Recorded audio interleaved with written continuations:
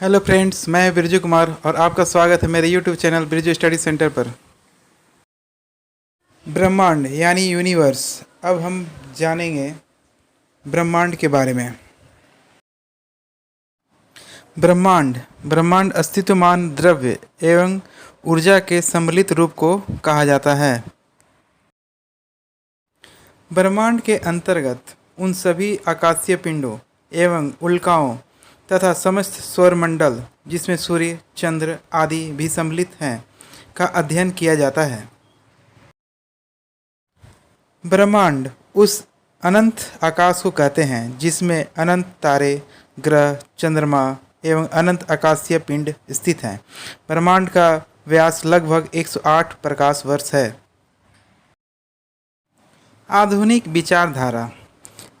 विचारधारा के अनुसार ब्रह्मांड के दो भाग हैं, वायुमंडल और अंतरिक्ष।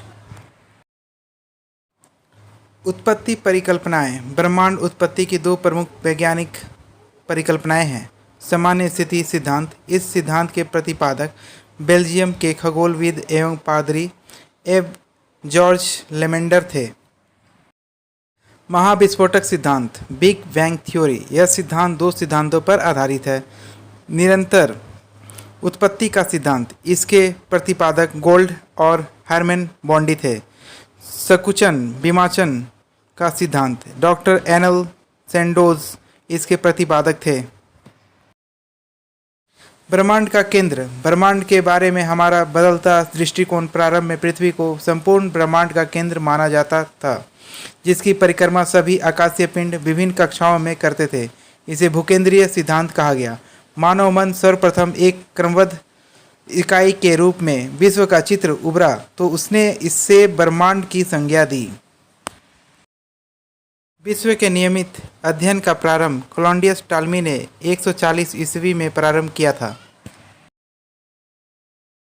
क्लॉडियस टॉलमी मिस्र यूनानी परंपरा के प्रख्यात खगोलशास्त्री थे। उन्होंने इस सिद्धांत को स्वीकार किया कि पृथ्वी विश्व के केंद्र में है तथा सूर्य और अन्य ग्रह इसकी परिक्रमा करते हैं। 1543 ईस्वी में पोलैंड के खगोलज्ञ कोपरनिकस ने सूर्य को विश्व केंद्र में माना, न कि पृथ्वी को। निकोलस कोपरनिकस के सिद्धांत के अनुसार पृथ्वी के बदले सूर्य को केंद्र में स्वीकार किया, परंतु उनके विश्व की मान्यता और सौर परिवार तक ही सीमित थी। 1805 ईस्वी में ब्रिटेन तक ही सीमित थी। 1805 ईस्वी में ब्रिटेन के खगोलज्ञ हर्शेल ने दूरबीन की सहायता से अंतरिक्ष का अध्ययन किया तो ज्ञात हुआ कि विश्व मात्र सौरमंडल तक ही सीमित नहीं है। सौरमंडल आकाशगंगा का एक अंश मात्र है। 1925 ईस्वी में अमेरिका के खगोलज्ञ एडविन पी हबल्स ने बताया कि विश्व में हमारी आकाशगंगा की भांति लाखों अन्य दुग्ध मेखलाएं हैं। हबल्स ने 1929 में यह प्रमाणित कर दिया कि ये आकाशगंगा एक दूसरे से दूर होती जा रही हैं।